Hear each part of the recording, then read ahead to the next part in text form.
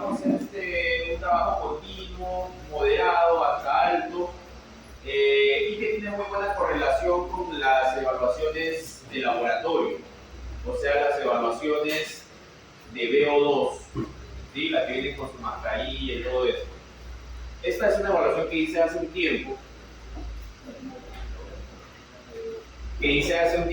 en febrero, a un chico de fútbol.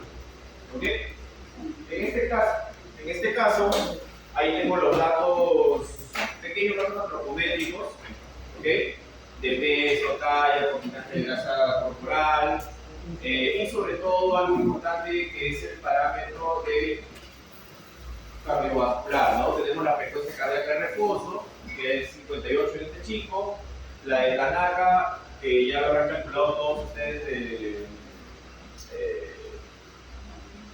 de cada uno de los participantes, 197, ¿okay? Latidos por minuto, y la predominancia del deporte que él practica es aeróbico, ¿ok? La hora de inicio y la hora de fin. Perdón, si completó el test, ¿ok? Que en este caso sí lo completó este chico.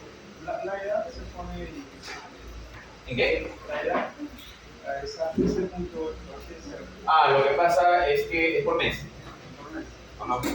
O sea, del año completo, que vendría a ser 12 meses, ¿sí? Se le fracciona y se le pone el punto al... O sea, eso es simplemente un dato, ¿es? ¿Ya? No es que no tenga una edad completa. Ya. Dentro de las métricas de la prueba, que es lo que ustedes también han calculado, van a calcular, o ya lo tienen, hola. Tenemos la distancia recorrida. En este caso, este chico recorrió 2.4 kilómetros, ¿ok? En esos 12 minutos. El cálculo del VO2 relativo es simplemente un cálculo chiquito, ahora se lo voy a pasar, y el absoluto es multiplicar el relativo ¿por qué?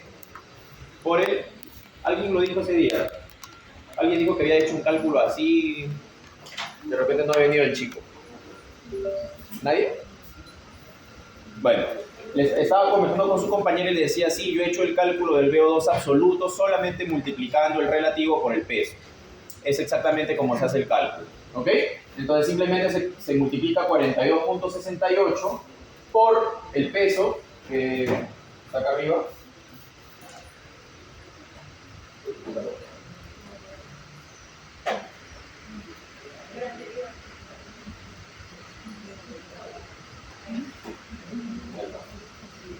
Por el peso, que es 60.8, y te va a dar un valor un poquito largo. Eso sale en mililitros.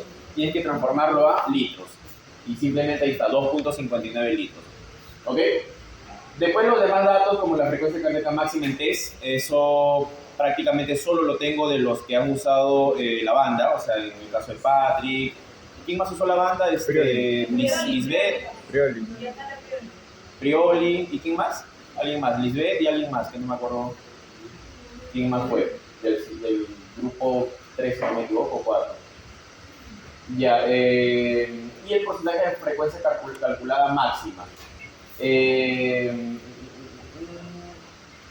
Eso, ¿se acuerdan ustedes que yo les había dicho que para qué uso esto? Para ver si es que realmente completó el test como debería, ¿se acuerdan? ¿Y cuánto era el porcentaje que tenía que alcanzar? El porcentaje. 90%. Un poco más de 90. ¿Cuánto era? 95%. Para decir que realmente se esforzó. ¿Por qué?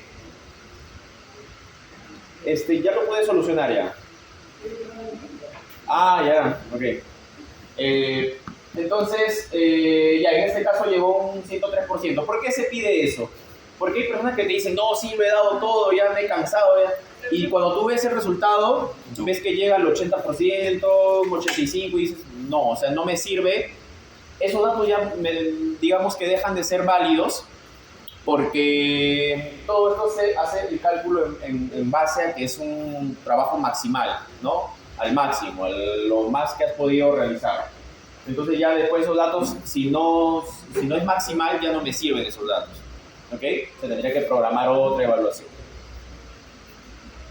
Bueno, frecuencia cardíaca media, frecuencia cardíaca recuperación. Frecuencia cardíaca de recuperación es una evaluación, una métrica de la frecuencia cardíaca que se calcula después del esfuerzo máximo. ¿Qué quiere decir? Que yo termino el test y al minuto hago el cálculo de la frecuencia cardíaca de recuperación. ¿Cuánto ha descendido una vez que yo terminé el test? Al minuto 3 y al minuto, cuando hay más, al minuto 5, al minuto 7. En este caso solo lo he considerado para este chico hasta el minuto 3. ¿Qué cosa significa la frecuencia cardíaca de recuperación? Una vez que estamos en el trabajo activo, ¿qué sistema nervioso se pone en dominancia? El simpático. ¿Y cuando descanso? Parasimpático. Entonces, ¿qué quiere decir que mi frecuencia cardíaca de recuperación baje más rápido o más lento? Que está aumentando el modo parasimpático. Que el parasimpático. Está empezando. Exactamente. Y si hay una predominancia parasimpática, ¿qué significa? Que mi corazón está bien, o sea, está latiendo bien. No hay disautonomías. ¿Ok? Disautonomías. ¿Listo? Y bueno, ahí hay índices que simplemente me indican al minuto recupero un 9% y a los 3 minutos me recupero un 42%. Por encima del 40% está bastante bien a los 3 minutos. ¿Ok? Bueno, lo demás es cadencia, longitud, ya eso no es necesario que lo tengamos. ¿Qué cosa? Esos datos que estoy viendo acá, ¿para qué me servirían a mí? O sea, si nos ponemos en el caso de un paciente X, que no es deportista necesariamente, ¿para qué me serviría?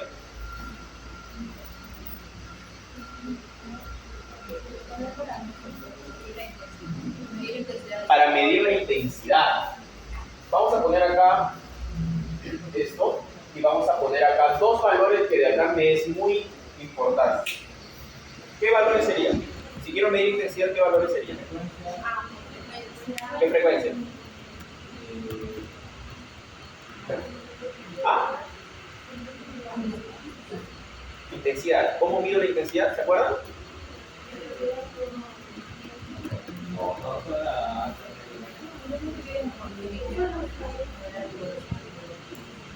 ¿Qué valor fisiológico mío o de cualquiera de ustedes me sirve para ver la intensidad del ejercicio? ¿Ah? ¿Cuál? Frecuencia cardíaca, pero con fuerza. ¿Ya? Y la frecuencia cardíaca, ¿de acuerdo a qué se va modificando? No, ¿a qué? Al tiempo del ejercicio. ¿A qué? No, pero a ver, si nos ponemos en la carrera, la frecuencia cardíaca, ¿por qué subiría o bajaría? Por el tipo de ejercicio y por la metodología que se ha hecho.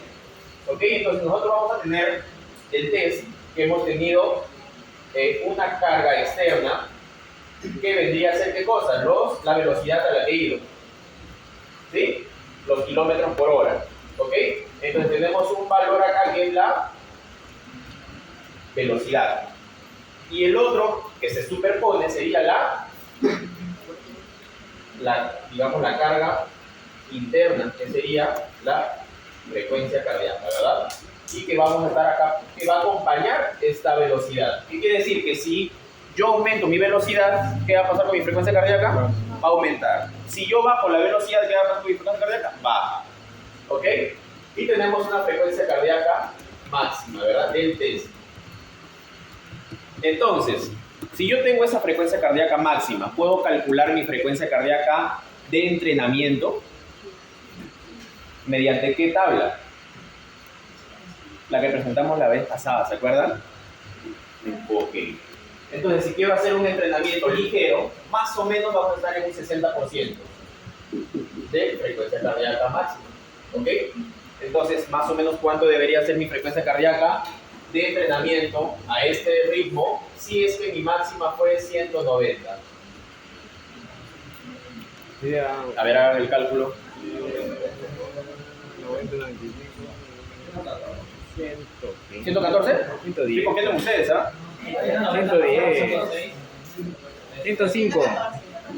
114 latidos por minuto. O sea, a este ritmo es un ritmo más o menos de oxidación de lípidos, ¿ok? O de recuperación. Entonces, no debería superar este valor, ¿ok? Voy acá y me doy cuenta que 114 está por aquí, ¿ok? Supongamos.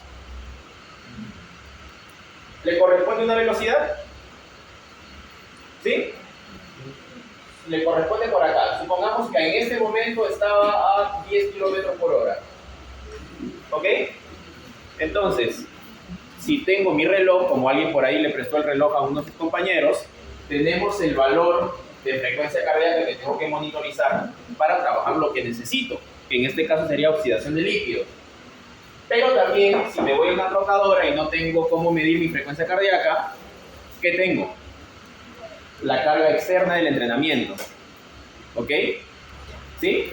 O sea que estos 114 latidos por minuto está en un alrededor de 10 kilómetros por hora. Entonces voy a mi trotadora y le pongo 10 kilómetros por hora y en ese ritmo voy a estar seguro que estoy trabajando lo que necesito.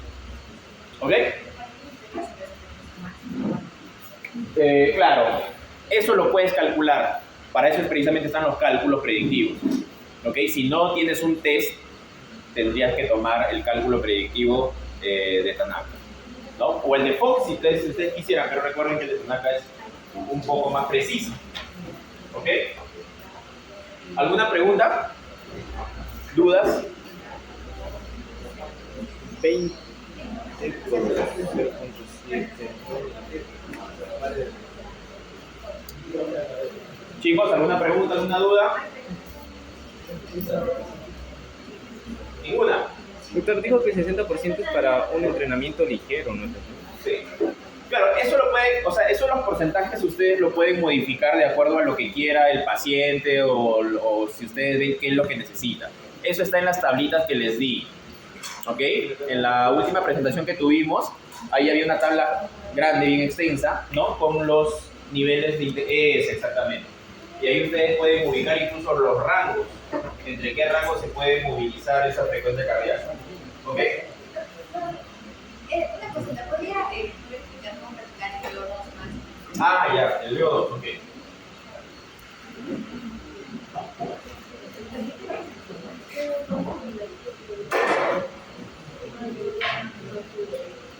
El VO2 lo tengo acá, o sea, el cálculo.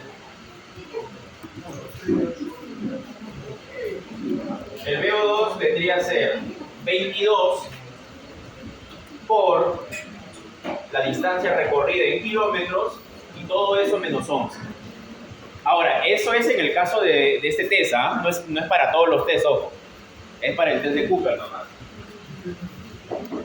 Otros tests tienen su fórmula para hacer cálculo. El 22 es un máximo exponente. Exacto, el 22 y el 11 se mantiene, lo único que varía es la distancia recorrida. ¿Y yo después el VO2 máximo relativo? Ese es relativo porque es en función del peso, o sea, por cada kilo de peso corporal. A ver.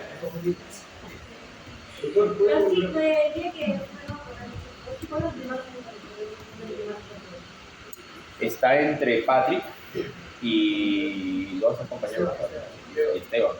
¿Cuánto corre esta clase? ¿20? ¿23?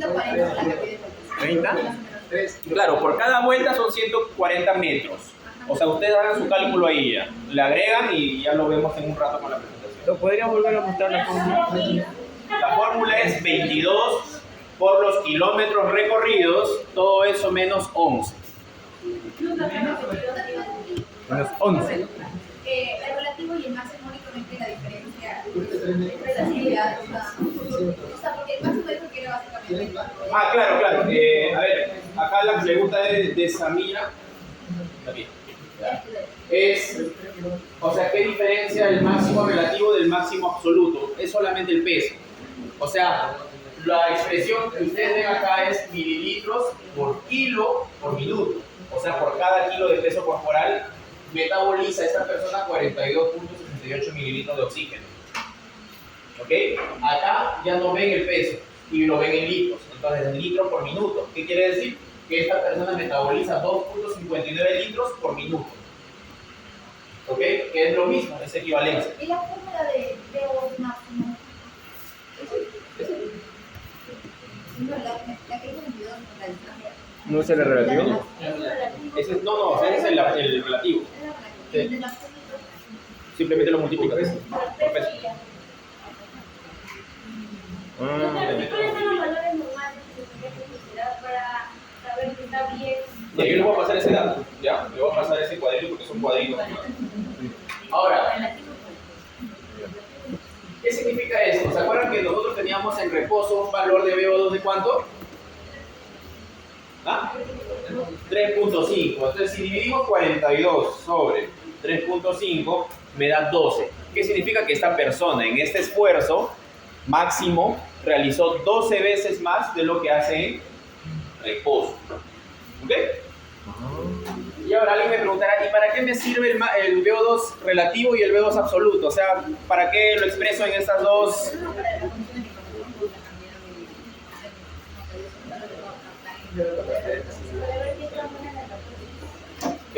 No necesariamente. La diferencia entre estos dos radica en el deporte que realizas. Hay deportes en los que tú tienes que movilizar todo tu peso y hay deportes en los que no, ¿verdad? Por ejemplo, si tú corres, movilizas todo tu peso. Si tú nadas, movilizas todo tu peso. No, ¿verdad? Porque estás incluso en una superficie que reduce el peso corporal, ¿sí? Si tú manejas bicicleta, ¿estás soportando todo el peso de tu cuerpo? No, ¿verdad? Bueno, entonces ahí radica la diferencia. Si tú corres, ¿qué me importa más a mí saber? ¿Cuál de los dos? Ah, el relativo. Porque estoy movilizando todo mi peso de cuerpo. Sin embargo, si yo quiero hablar sobre un nadador o sobre un ciclista, me conviene más el absoluto. ¿Ok? Ahí está la diferencia. Del tipo de deporte. En este caso, que es futbolista, ¿qué me favorece? El relativo. ¿Ok? Ahora, esta es la medición de una capacidad física. Yo se los he dicho, chicos, la importancia de una capacidad física o lo mejor de una capacidad física es que se puede medir, ¿verdad? Puedo medir y puedo comparar. Muy aparte de los valores que me lance, me sirve para la investigación, para ver cómo se desempeña una persona con el ejercicio. ¿Ok? Bien, en este caso, para esta persona, y bueno, cuando le dije, se puso triste, su condición es mala, pese a haber recorrido esa distancia. ¿Ok? 2.4 kilómetros. En el descanso les doy los valores, ¿ya? Bien, ¿alguna pregunta, chicos? ¿Qué es lo que viene a darle la condición humana en la edad? No, claro, la cantidad de kilómetros recorridos sobre la edad. Por edad, por ejemplo. Para eso tiene que ser una tabla. Sí, la tabla es para el recorrido.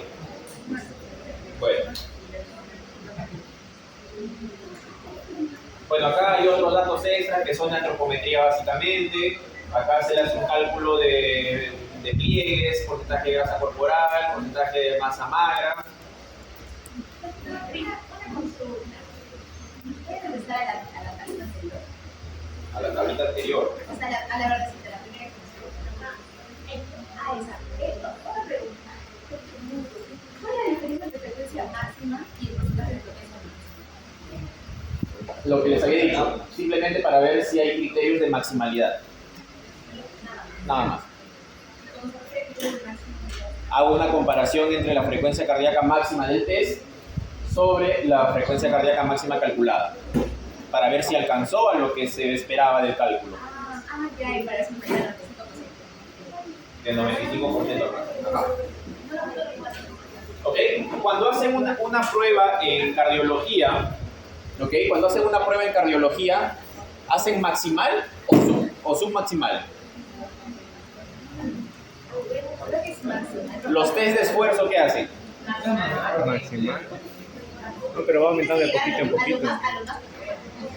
No, es submaximal. ¿Por qué? Cardiología es submaximal. ¿Cuánto dura? Claro, o sea, un criterio para pedir una prueba de esfuerzo, ¿cuál es? A ver. ¿Una qué? Presencia de ritmo. Arritmias. Angina. Esa es la principal. Esa es la principal. Procesos isquémicos del corazón. ¿ok? Para una arritmia más un holter. ¿Cómo pueden aumentar el punto de potencia? Yo le quiero que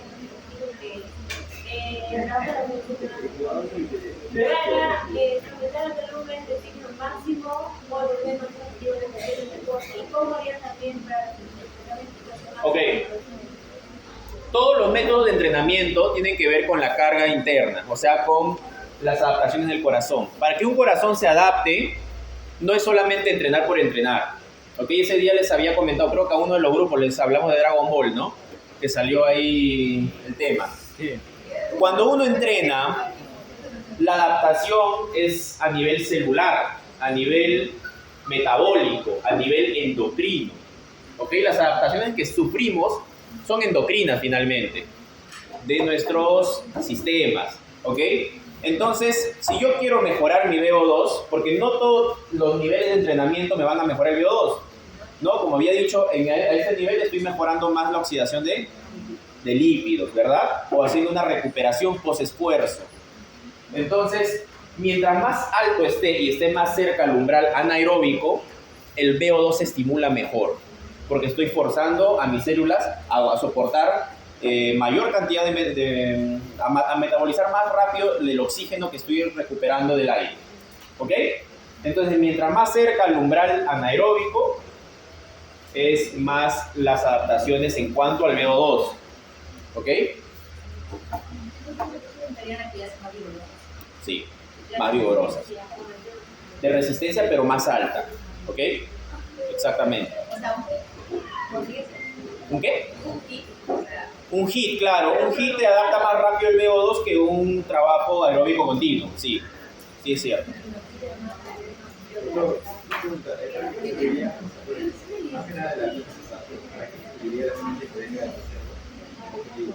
Ya. La frecuencia cardíaca de reserva, ¿para qué me sirve? Es para hacer un entrenamiento, digamos, un poquito más estrecho, más guiado. ¿Ok? Y sobre todo tener parámetros entre cuales no puedo ni bajar de esa frecuencia cardíaca ni subirme de esa. ¿Ok? Si queremos hacer un seguimiento mucho más estrecho, en el caso de pacientes, por ejemplo, cardiópatas. ¿Ok? Me serviría un poco más la frecuencia cardíaca de reserva. ¿Ok? Igualmente la utilidad es amplia. ¿Ok? No lo voy a marear, no le voy a decir tienen que usar esta, usar el otro. Con esto es más que suficiente, o sea, porcentaje de frecuencia cardíaca máxima. Porcentaje de frecuencia cardíaca reserva es un poquito más complicado de llevar. ¿Es un parámetro promedio que tenemos que lograr para Digamos, es un poco más bajo de lo que me marca la máxima, ¿ok? O lo que me marcaría en porcentajes. El que te parece RFC es la única regla de suelo. y RFC? El trabajito, del rojo. Y RFC. Ya. No, ese es índice de recuperación de la frecuencia cardíaca. Y es, pero básicamente es una frecuencia cardíaca recuperada. Tiene que Sí. ser 40%. A los 3 minutos, sí. A los 3 minutos más de A los 40%, sí. O sea, ustedes si van a ver más adelante algo de esto, van a darse cuenta que con el entrenamiento ese índice de recuperación mejora bastante. Y lo único que se traduce es que tu sistema nervioso parasimpático está mucho más activo. ¿Ok? Y eso se traduce en mejor salud cardiovascular. Bien. Y la velocidad, por ejemplo, también simplemente se calcula por ¿La velocidad? No, la velocidad es lo que te marca o el aparato, la máquina, la trotadora, o lo que marca el reloj por las métricas. Nada más. El reloj o el celular. ¿Ok?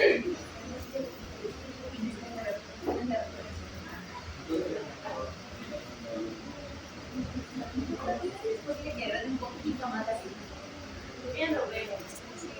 Ya. A ver, chicos. Comenzamos entonces con las exposiciones. ¿Quién le tocó hipertensión arterial? Antes de que muestre el grupo, ¿ah? Ya, a ver. Venga. ¿Cuál fue tu diagnóstico? ¿No hemorrágico?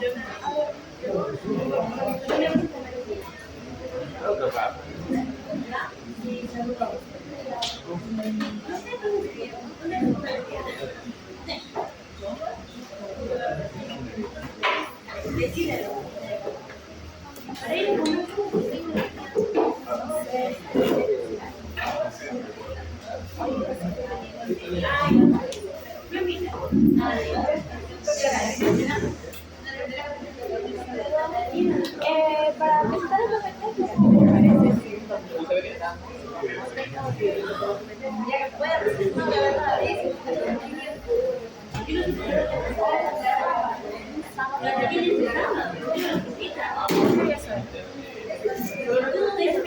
Miércoles.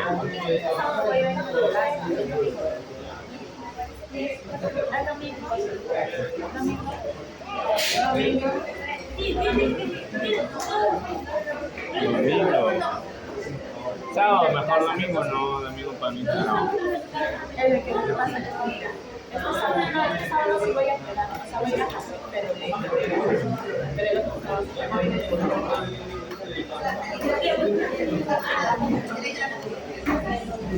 Qué linda Catalina, primero vas a estudiar a hacer y luego te vas a ir. La salida, no, 7 de la mañana.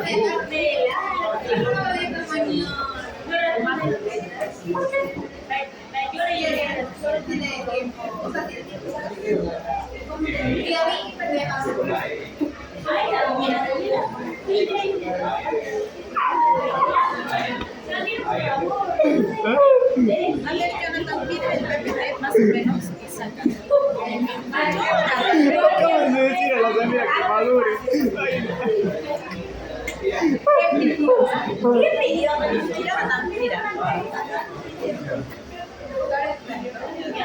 dice, 22 años sin crecer, es encontrar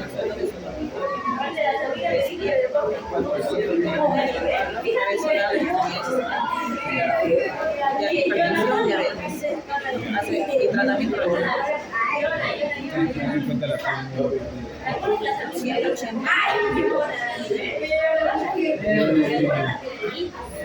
mira, 180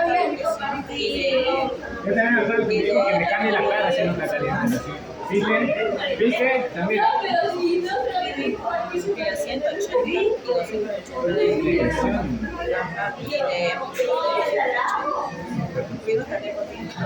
Pero mira, mucho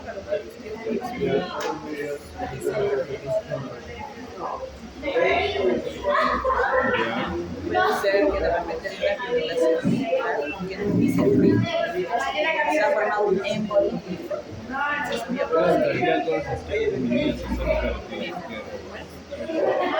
Y ahora despierto con mirada lateralizada a la izquierda. Recuerdo contagiarme pero una vez en energía derecha.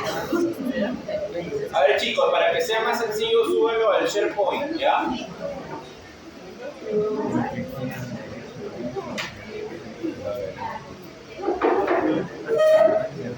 Así, ¿Tú la grabaste? Y por eso, mira,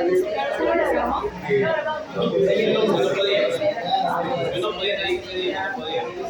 Eso lo grabamos, lo grabamos. hacia derecha.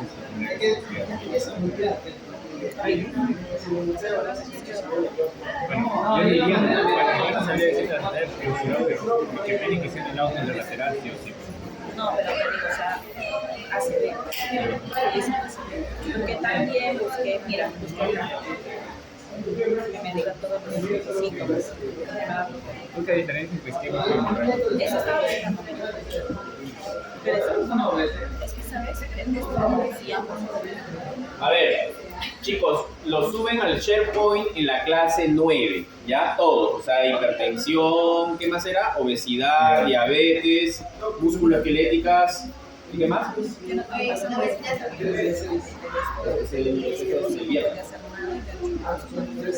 Ah, no. Claro, hay dos grupos que ya pusieron, que ya comenzaron el ciclo exponiendo, ya. Perdón, 3. Solamente de ahora. Yo noté que le toca a Rosa.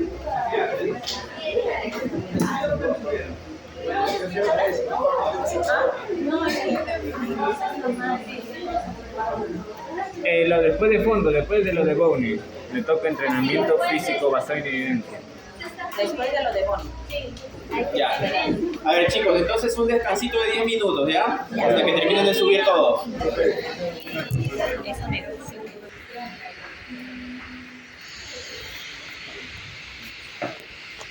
Bien, tenemos que saber primero que es un riesgo crucial para ciertos cardiovasculares y muchos más enfermedades. A ver, la línea entre la presión arterial baja y normal llega a ser confusa con enfermedades cardiovasculares, incluso aumenta el nivel bajo.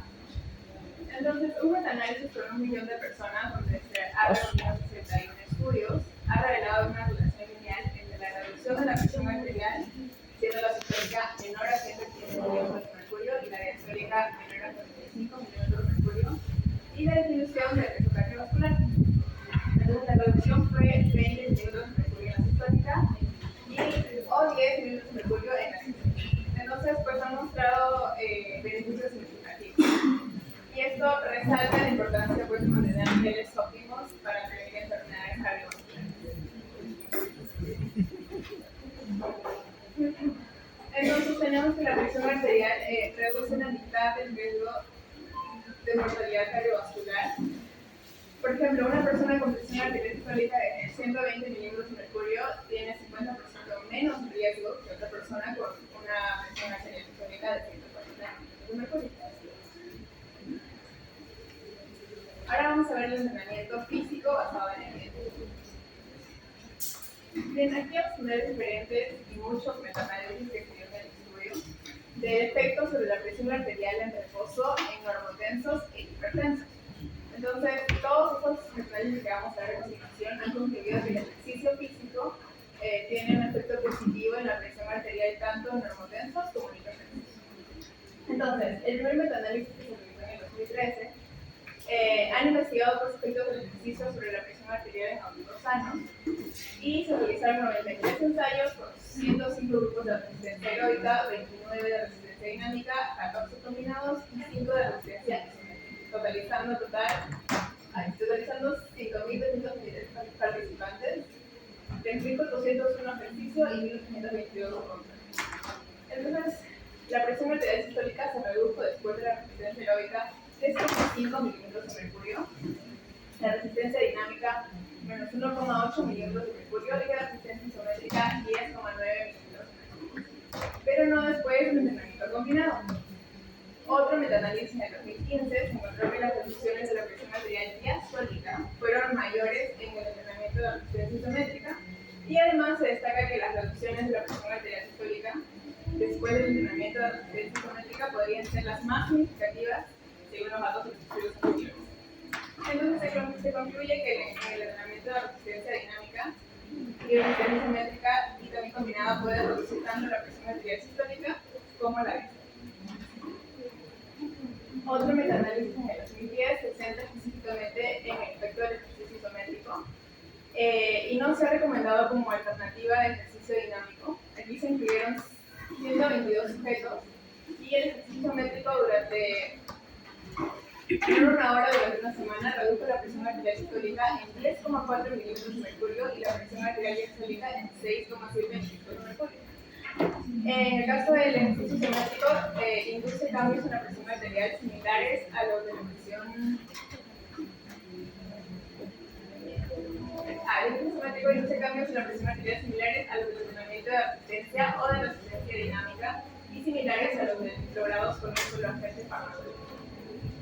Acá tenemos otro metaanálisis de 2013 que se centra en estudios de entrenamiento con ejercicios aeróbicos entre adultos mayores previamente sedentarios. Aquí se incluyeron 23 estudios y 1.226 adultos de edad avanzada.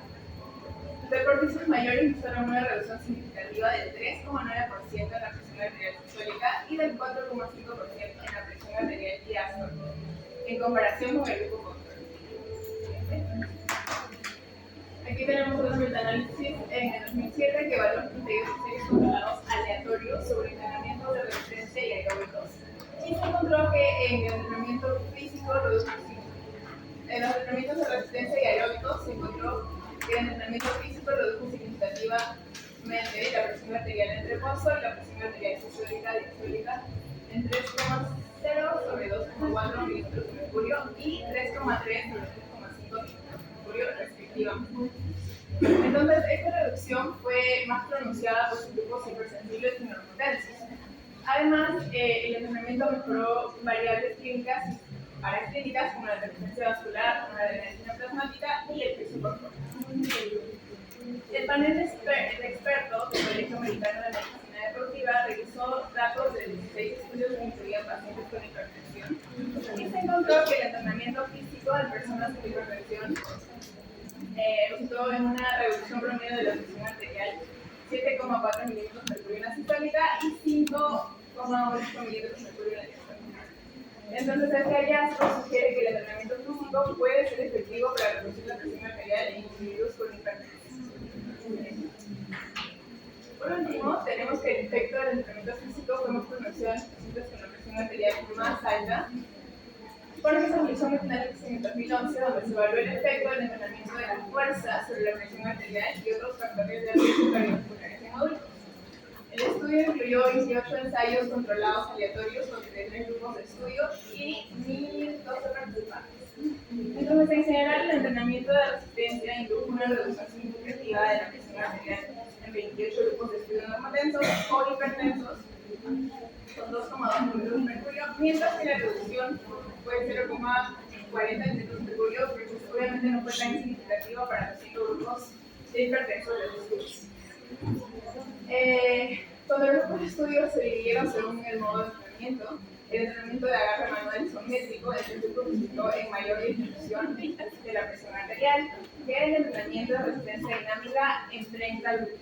Entonces, el análisis respalda el potencial del entrenamiento de resistencia dinámica para reducir la presión arterial y señala un efecto interesante del entrenamiento de agarre manual isométrico.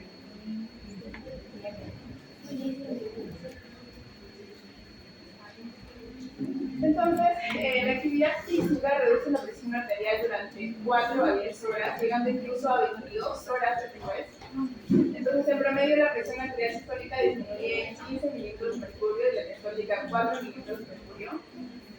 Esto es relevante para quienes padecen hipertensión, ya que pueden alcanzar valores normales de presión arterial por largos periodos y con importantes implicaciones clínicas. El entrenamiento en personas hipertensas pues, va a reducir la presión arterial como los medicamentos convencionales, disminuyendo el riesgo de accidentes cerebrovasculares y la muerte cardíaca isquémica en un 30%. Incluso una pequeña reducción de 2 milímetros de mercurio de la presión arterial sistólica pues puede llegar a reducir la mortalidad por accidente cerebrovascular en un 10% y la mortalidad por muerte cardíaca isquémica en un 70% en adultos y mediana edad. ¿Siguiente? Bueno, ahora vamos a ver los posibles mecanismos y tipos de entrenamiento. Los posibles mecanismos incluyen adaptaciones neurohormonales, vasculares y estructurales. Entonces, esto incluye una disminución de la concepción simpática y los niveles de catecolaminas. Además, el entrenamiento físico mejora la sensibilidad a la insulina, reduciendo la hiperinsulinemia a través de diversos mecanismos, como el aumento de la sensación de insulina, la expresión del TRPV4 y la actividad enzimática relacionada con el metabolismo de la glucosa y también ácido graso. La hipertensión prolongada puede causar hipertrofia y disfunción sistólica, junto con la inflamación crónica de bajo grado. Y el entrenamiento físico pues, contrarresta todos los efectos al mejorar el llenado diastólico del sistema y aumenta la función vasculatoria arterial y tener efectos antiinflamatorios. Ahora, los tipos de entrenamiento. Todos los pacientes con hipertensión, independientemente de si están bajo tratamiento médico o no, pueden beneficiarse del ejercicio físico. Esto puede incluir entrenamiento de resistencia, entrenamiento de fuerza, dinámico o entrenamiento isométrico. Estos tipos de ejercicio pueden ayudar a mejorar la fuerza muscular, la resistencia cardiovascular y potencialmente a reducir la presión arterial. Y por último tenemos las contradicciones, que según las notas del Colegio Americano Médico de Deporte, las personas con presión arterial superior a 180/105 no deben comenzar actividad física regular sin tratamiento farmacológico previo. No obstante, se ha encontrado pues, un aumento en el riesgo de muerte súbita o accidentes cerebrovasculares en individuos físicamente activos con hipertensión. También nos advierte sobre el entrenamiento intenso y levantamiento de pesas pesadas, ya que puede aumentar la presión en el corazón, especialmente en personas con hipertensión auricular izquierda, y pues se deben tomar precauciones adicionales según las condiciones médicas individuales. Gracias.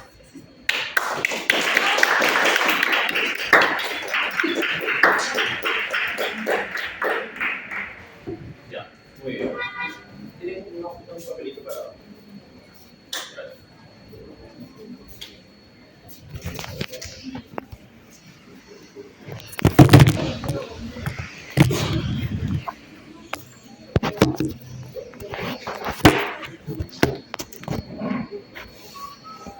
Ok, a ver.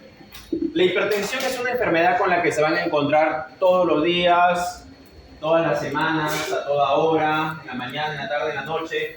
Se van al Serum. Si hacen especialidad en cualquier especialidad, igual la van a ver como una comorbilidad. ¿Por qué? Porque está presente en todos lados. Muchas personas, un 80% aproximadamente. Ok. ¿Se fueron así nomás? ¿Se fueron? ¿Cómo se llaman ellos los lanzan el nombre? Esas dos chicas que se con carteles y todo, ¿ya? Ellos dos, ¿ya? Bien. La hipertensión entonces está a todos los niveles. Chicos, o sea, algunos me dicen ya voy al baño, algunos han salido a conversar con el otro profesor, ok. Pero que se vayan con todo y todo sin decir nada. Algunos han venido, se han acercado, me han dicho que tienen una cita en el odontólogo, ¿no? Entonces, me han dicho que van a volver. Hay justificación, me mandan fotos, pero que se vayan así porque así. Bien, entonces la hipertensión arterial. O sea, todo va a partir fisiológicamente de qué valores te dan la presión arterial. Esto quiere decir que si yo pongo acá presión arterial, ¿a qué equivale? ¿Se acuerdan? Gasto cardíaco por la resistencia vascular o sistémica, ¿no? ¿Y el gasto cardíaco de qué viene? La frecuencia cardíaca por volumen sistólico. Por volumen sistólico, ¿verdad? Ya, muy bien. Entonces, el ejercicio, cuando uno realiza ejercicio, ¿hasta cuánto tiempo te puede perdurar el efecto hipotensor? Según lo que han expuesto. De 4 a 10 horas hasta 22, ¿no? Ok, ya estaba bien atento, ¿no? De 4 a 10 horas hasta 22. Lo habitual es entre 10 a 12 horas, ¿ok? Eso es lo estándar, entre 10 a 12 horas de hipotensión. ¿Por qué? Porque el momento de realizar ejercicio, ustedes ya saben, se liberan mioquinas que van a actuar a múltiples niveles. Uno de esos niveles está acá y el otro obviamente acá. Yo dije que una de las adaptaciones del corazón al entrenamiento, ¿cuáles eran en cuanto a la frecuencia cardíaca? ¿Se acuerdan? No, la frecuencia cardíaca. La bajada, ¿verdad? La bajada. Si esto baja, el gasto cardíaco baja. Sin embargo, este volumen sistólico va a incrementar discretamente para poder mantener la irrigación, ¿verdad? Bien, la resistencia vascular sistémica se reduce con el ejercicio. Mencionó algo su compañera y que tiene que ver.